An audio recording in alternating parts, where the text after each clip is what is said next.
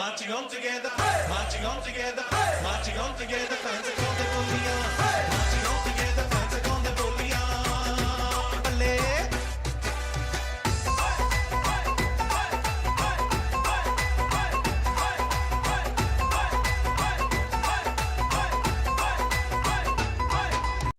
Hello and welcome to the Loco Leeds football channel with my official Facebook group partner Leeds Plus. It's Jinder Jade. And guys, just when you thought the season was over, I'm going to bring to you one more video. A video which is very, very special and close to my heart because, as you can see on screen, I've got the wonderful Benjamin Bloom from the Benjamin Bloom football channel.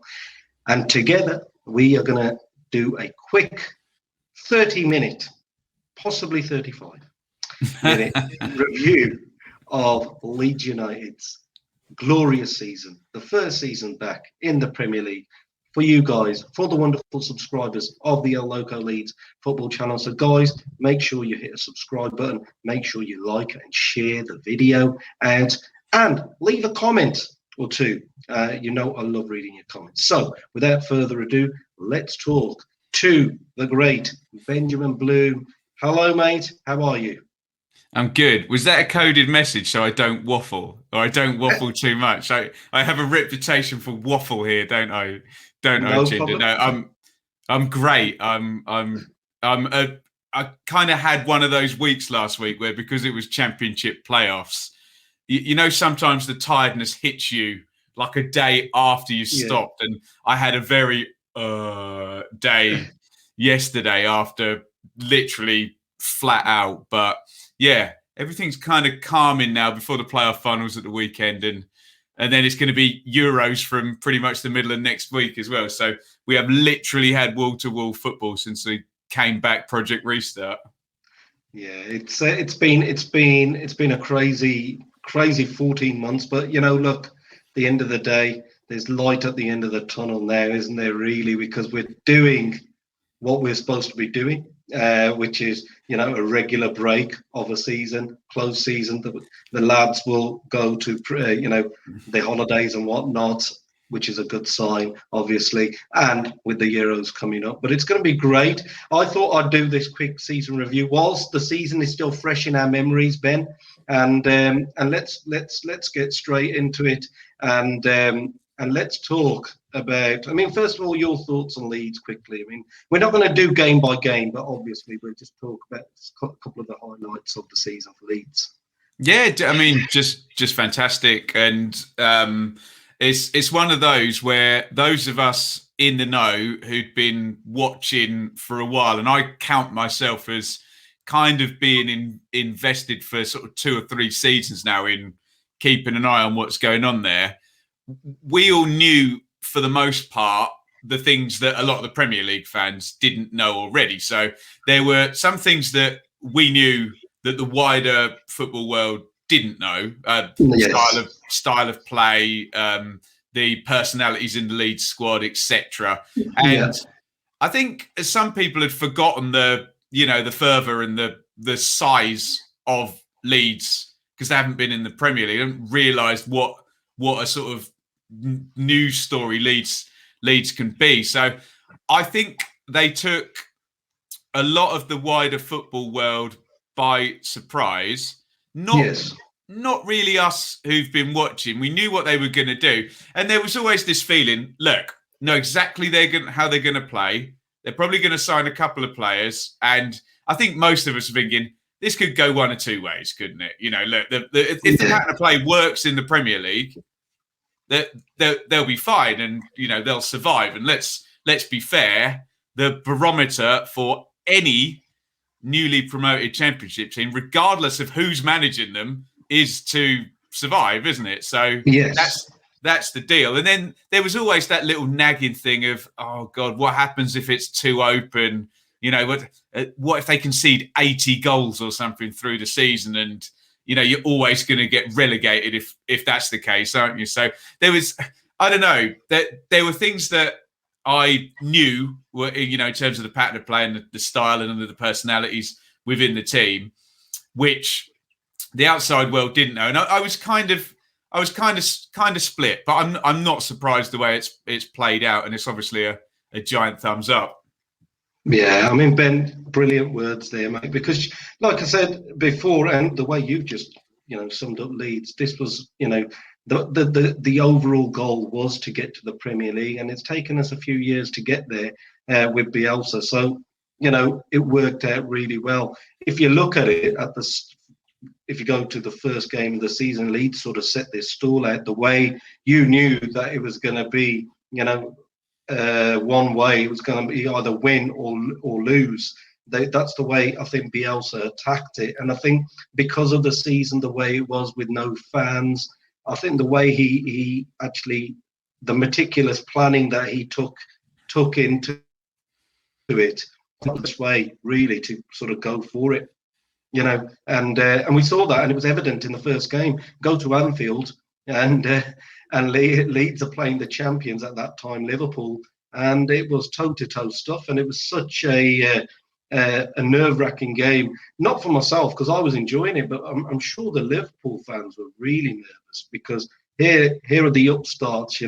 This is straight at it, and we were just going for it, kind of thing. And that sort of, I think we started off really, really well with the first game, and then it was 4-3. Then the next game was 4-3 against Fulham, wasn't it? Right after that, and people were thinking, hang about, these guys can't defend, and they can score goals as well. But I think that's where it all started from, really. Yeah, I remember at the start of the season, and they're less cross with me now. A few Leeds fans were cross with me because, look, the first game was 4-3. Yes. I've just brought the numbers up. Liverpool had 22 shots. Leeds had 6. Leeds had 3 shots on target and scored all 3 of them. And my argument was that, yes, it was thrilling. Yes, it was entertaining. On another day, that could have been 5-1 or 5-2, or the dreaded 6-2 that we actually got later in the season at Manchester United. And I took a few games to say, and Leeds fans were a bit antsy with me for saying it, look, I need to see viable performances here. Yeah, 4-3 against Fulham, fine. Yeah, scoring all your chances against, or all your shots on target against Liverpool and losing 4-3, fine. And I remember saying, give me a 1-0. Give me a clean sheet, a 1-0 where Leeds create 3 big chances and the other team creates 0. And I think then you got that against Sheffield United. And something I said on my post-season review was it was so vital that they won game number 2, in that we always look at that line of the tide rising at a point per game. You win game number 2 and you win game number 3. You're at 6 points from 3 games. And then, okay, even if we get 6 points from the next 9 games, you're still at that level. And look at the teams that eventually do go down. They start below that level and they never get above it, do they? So the start of the season for me was a little bit of a, okay, they're doing this. And the Ben White thing was a big deal for me. I thought, and they don't have Ben White now, and they've got Robin Koch and Rodrigo have come in instead. But I think you saw a few performances, and you saw the start of Leeds, and the bottom 5 or 6, they scored loads of points. They immediately said, look, all you teams at the bottom, we're better than you. And it was like doubles against West Brom and against Burnley and against Newcastle, against Sheffield United. Brighton was a bit of a bogey team, wasn't it? Yeah, but Brighton was. Southampton doubled as well. They essentially did doubles over about 5 or 6 of the bottom 8 eventually. And you started to realise soon, right, they are behaving like a viable mid-table team now. And it started to sort of shake out after those first 2 4-3s where you kind of thought, this cannot go on like this. This is not going to be good for anybody. No, you're completely right there. Some really interesting stats. And I think our first half of the season, where everybody sort of took notice, was that crazy game at Elland Road, which everybody said it was a basketball game between Leeds and Manchester City. Pep Guardiola versus Bielsa. It was a fantastic game of football. But that's where people took notice and saw, oh, hang about, these guys are proper. It's mono be a mono. It is Shawn Michaels versus Bret the Hitman Hart, isn't it? They're just going for it toe to toe kind of thing, and it was that way. And then we went to Goodison Park, Ben, and it was another fantastic performance. Now, this time Leeds were away. Now, an interesting fact is that we have actually won the most away games for a promoted side. If I'm correct, can you have a look at your stats? I'll plead the fifth on that one. Yeah, because I know I put a tweet out yesterday that Leeds got 59 points, and that was a fantastic finish. The last team to have done that is a team close to your heart, and that was Ipswich Town of the year 2000. I haven't looked at the exact numbers. I do remember Newcastle under Keegan and Forest under Frank Clark. I think they finished in the top 3, but that may have been a 42-game season when those two went up. So I think your numbers are probably correct from a 38-game a 38-game season. But yeah, you Leeds fans have been picking out every single stat, haven't you? It's better than all the promoted teams. They have been. Look, the proof's in the pudding. Look, if it's not hard to find stats that back that up, the team's done well, haven't you? Just don't do what my Ipswich team did the next season, for God's sake. Oh no, we don't want to do that. But look, fair play to Ipswich. They're doing okay now with the new takeover, and I wish them all the best, Ben. But the reason why I was speaking to you about the Everton game was there was a certain Rafinha who scored. And that's when, obviously we bought him in, Rafinha, very late on in the transfer window. And he was our last transfer deadline day signing. And Rafinha scored against Everton, and people started thinking and talking about a buzz came.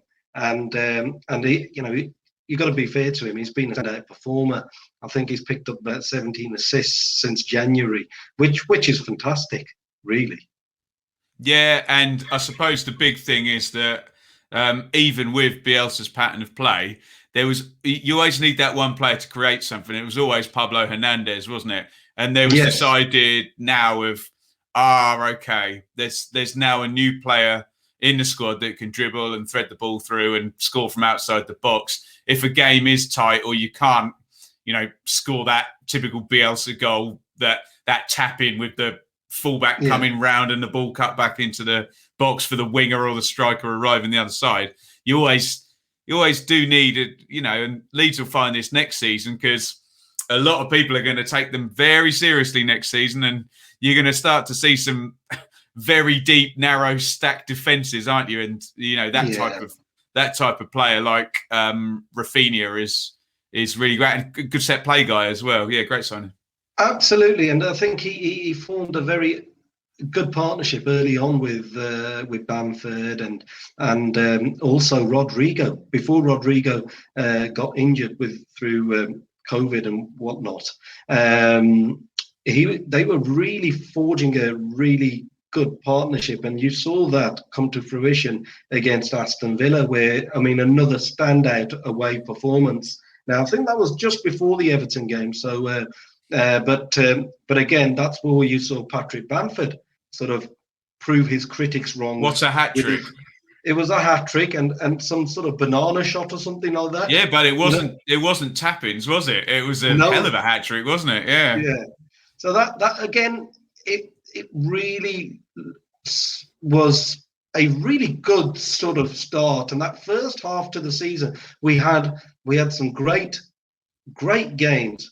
But then we also had some horrific games. We lost to, Manchester United just before Christmas, 6-2. That could have been anything. But the one thing that I saw was the passion and the drive, that never say attitude that Leeds United possessed, and that's what I thought was different to the promoted sides that have come up with us, the Fulhams and West Broms. When they went to these big clubs, they actually just rolled over. It felt like they didn't have that drive. Even though they were losing, They didn't have that drive and determination to, let's continue on and let's go for it and see what happens. Even against Arsenal, Leeds were doing really, really well, because the caliber of the players that you're facing in the Premier League compared to our team, there should be no comparison. The teams like Arsenal's, the Tottenham's, they should be beating us easily, but we actually made a fist of things. Yes, we did lose against Tottenham in the first game, but it was the manner of our defeats were very, very pleasing, and that's what I think adhered everybody, the Premier League fans, to Leeds United. I think it was everybody's second team this season. I think also as well. I think I'll go back to what I said at the top of the show. I think people forgot how many fans Leeds have got, and it's like they realised these people, if they spoke out of turn in the press. I remember one of the pundits said that Leeds were lucky to be promoted through, and they only went up because of the lockdown and the COVID gap, and the whole world who'd watched the Championship just went, Oh my God, what are you saying? Don't open your mouth if you haven't got a clue what you're talking about. But yeah, I think they're an intense bunch. You're one of them, Jinder, aren't you? The Leeds fans, and they will defend their team.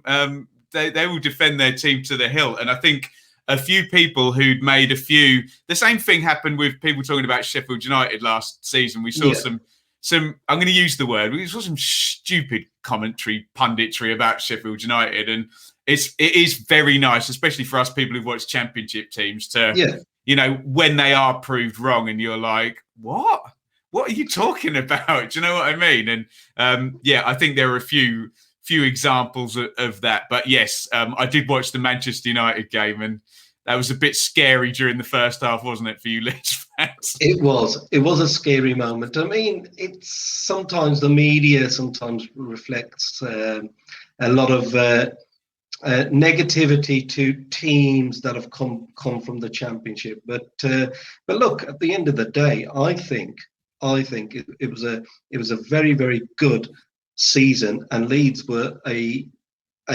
breath of fresh air.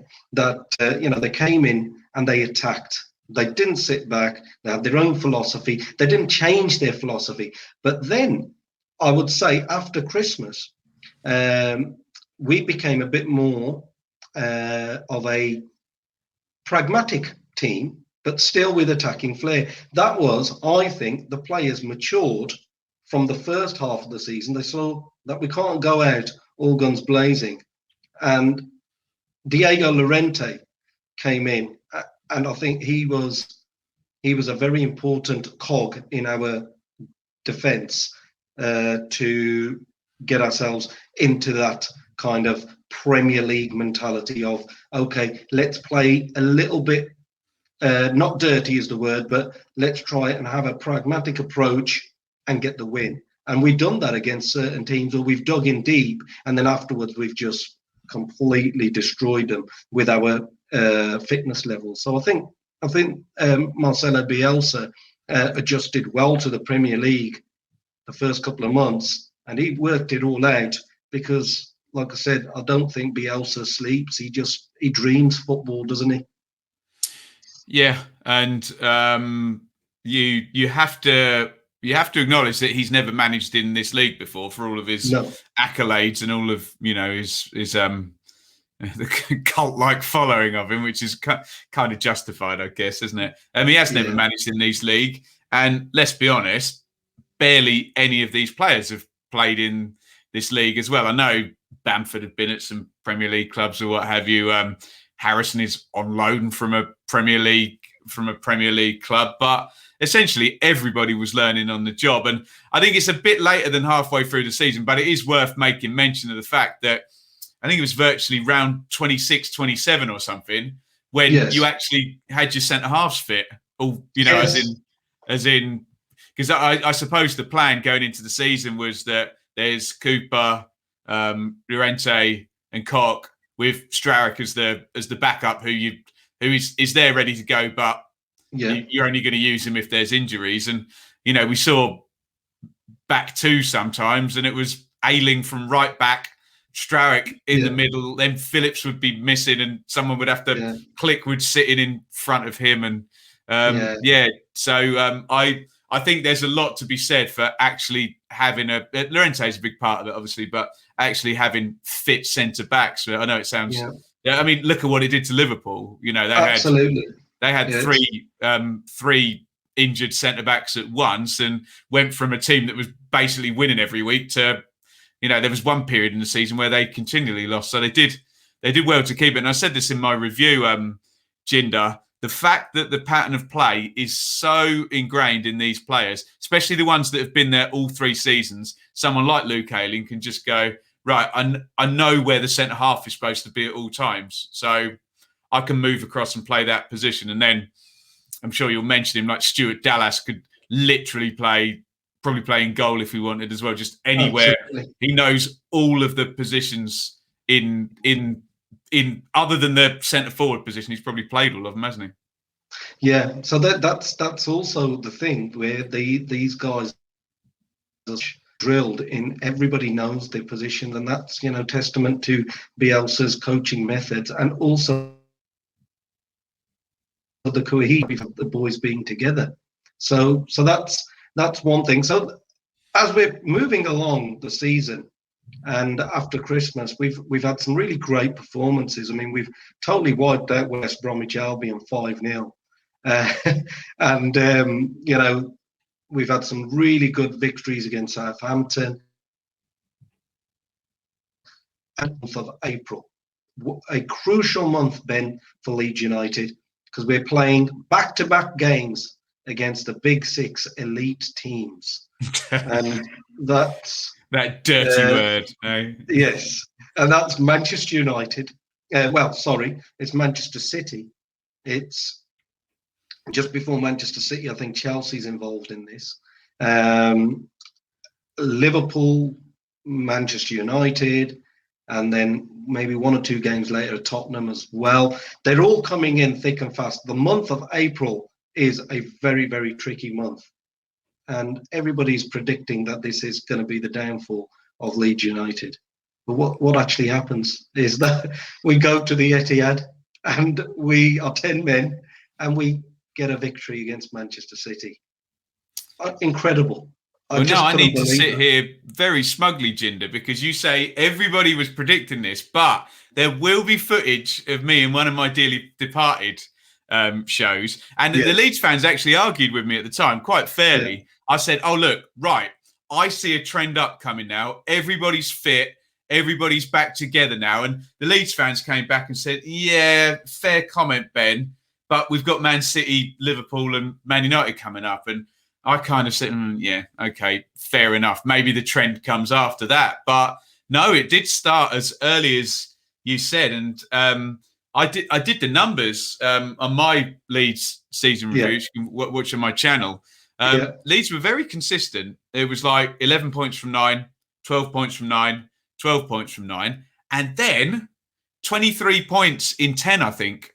Just completely trended up, not slightly, but massively, that run toward the end of the season. Just whether it was the team growing into the season, whether it was everything clicked, whether it was other teams tiring out when Leeds didn't, whether it was players coming back. I think a combination of all of those things, getting used to the league, and big trend up towards the end of the season, wasn't it?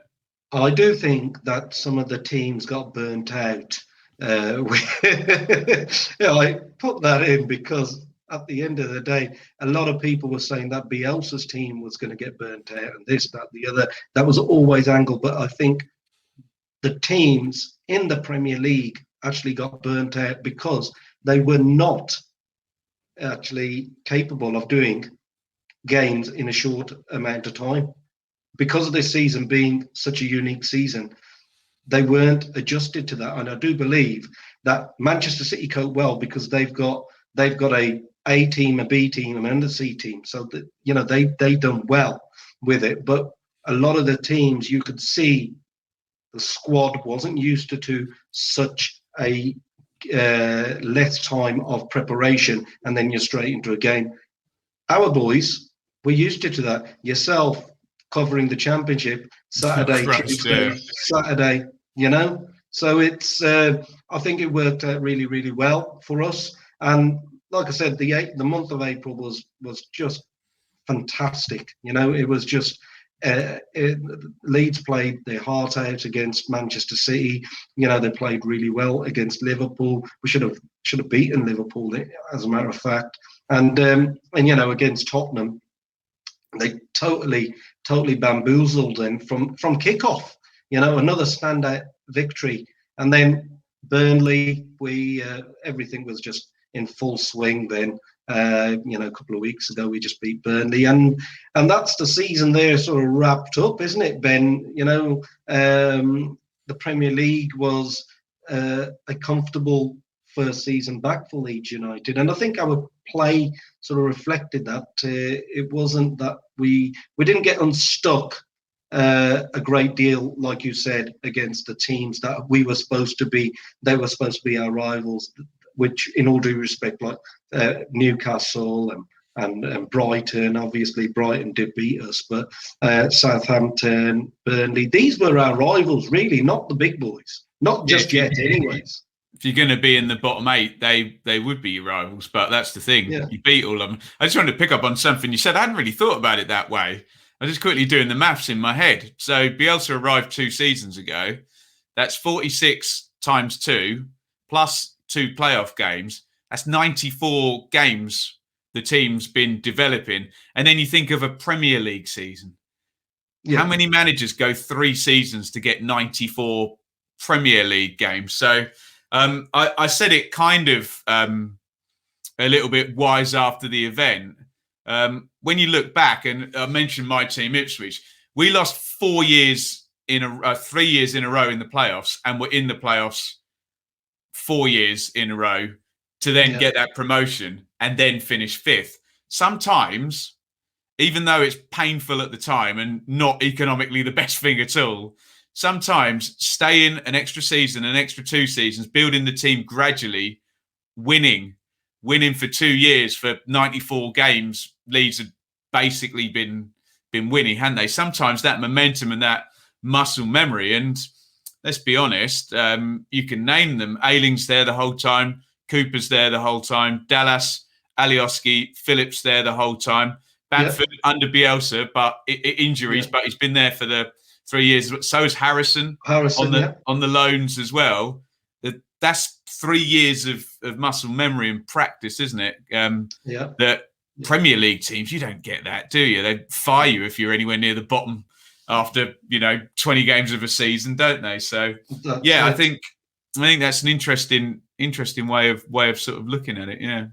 And I looked at it, with Bielsa coming in. Another interesting stat is he's almost, now I heard this somewhere, the win percentage that he's got is, I think, slightly better than our legendary Don Revie. I can't believe that.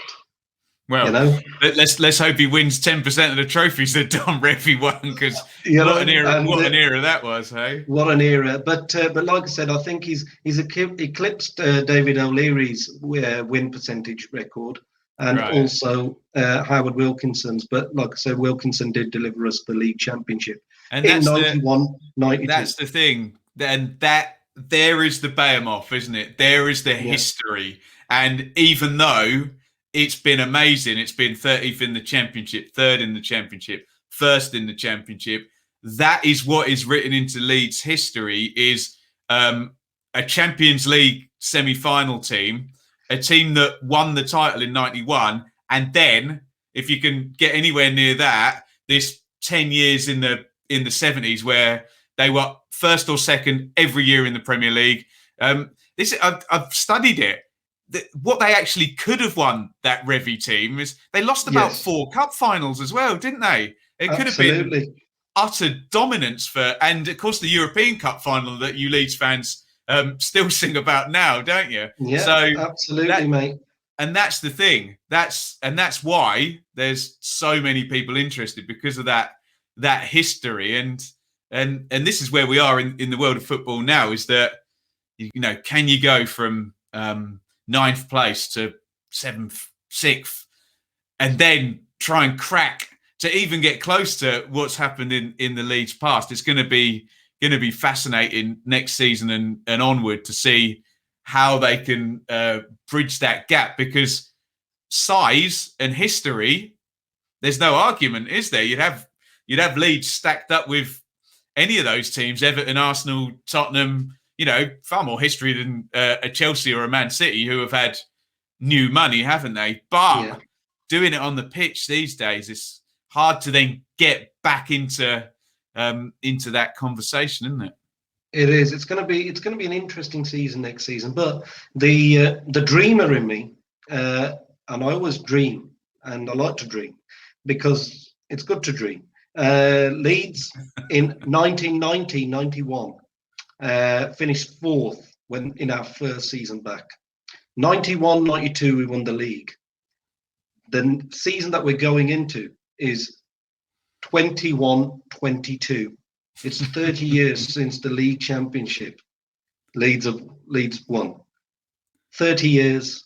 You never know what happens every 30 years. We've got a dream. It happened for Liverpool after 30 years. It can happen for Leeds United. It did. It can happen for Leeds. But Ben, that's the Leeds sort of season. That's the Leeds season in a nutshell. And like I said, we've had some really good players. And who would you pick? Because our player of the season has been Stuart Dallas. I think he got nominated on Sunday. But for yourself, who do you think should have been? Who is the Leeds player of the year? I mean, you can reel a few names off. If it was based on who's worth the most money, be Calvin Phillips or Rafinha, as in who's the biggest saleable asset. You do have a 17-goal Premier League striker as well, and they're fairly hard to come by. We all know the pattern of play helps with that. Obviously, Dallas, I think if you're a fan, Dallas is a proper fans player, isn't he? He's understated, gets on with it. No frills. Ipswich had a player called Mickey Stockwell. He could play him anywhere on the pitch. He's the most similar thing I can think to Stuart Dallas. So you totally understand why fans would love a guy who'll go left back, right back, deep midfield, central midfield, either wing, and scored those goals to beat Manchester City as well, didn't he? So it's hard to argue with Dallas, but don't forget what a 17-goal Premier League striker is worth in the transfer market. Yeah, Patrick Bamford's been incredible this season, but you know what? They've done such a standout job. But I do agree with what you've just said as well. Stuart Dallas for the fans, and he's done really, really well. But Ben, with this, I'm going to say a big thank you to yourself for once again blessing us with your wonderful thoughts on the El Loco Leeds football channel. A big thank you for you to take some time out, because I know you're a busy guy. Just can you tell my subscribers where they can find you on YouTube? I will be putting the link in that comment in that description box, but if you can tell the subscribers where they can find you. Yeah, sure. Thank you. So YouTube is the Benjamin Bloom football channel, and we mainly cover the Championship. However, we realised it was a smart decision to not let go of certain teams. I kind of learned it when Sheffield United went up. We had all this, goodwill from Sheffield United fans, and then all of a sudden we're just not covering them. And Norwich and Villa that season as well. So started a show called Dearly Departed, which is the Championship teams that have been promoted. So next season it will be Leeds, Villa, Norwich, Watford, and one of Swansea or Brentford in the playoff final, whoever comes through. So plenty of Leeds coverage, and you know me, I love to dip in a bit. If Leeds have a good win, I'll do a match review, or and we've done the end of season reviews. It's all good. Look, we've made loads of friends who are, yourself included, who are Leeds fans. So always dip in. Always a fun topic, and always one that gets a lot of engagement. That's why I say it's a big club. There's a lot of people interested in what goes on up at Leeds. But yeah, that's the YouTube channel, and Twitter at Benjamin Bloom, Instagram, but I'm not really good at it. So yeah, YouTube, then Twitter, then Instagram, in that order probably.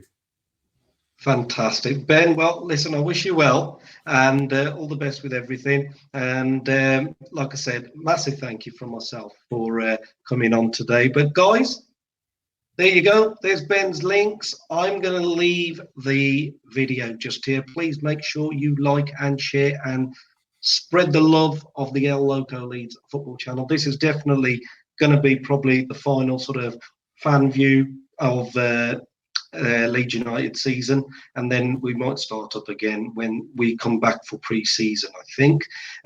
In between, I'll try and do a few little bits and bobs just to keep the ball ticking over. So YouTube in the algorithm, doesn't forget poor old little El Loco Leeds football channel. But guys, with that, thank you and all the best. Thank you for watching.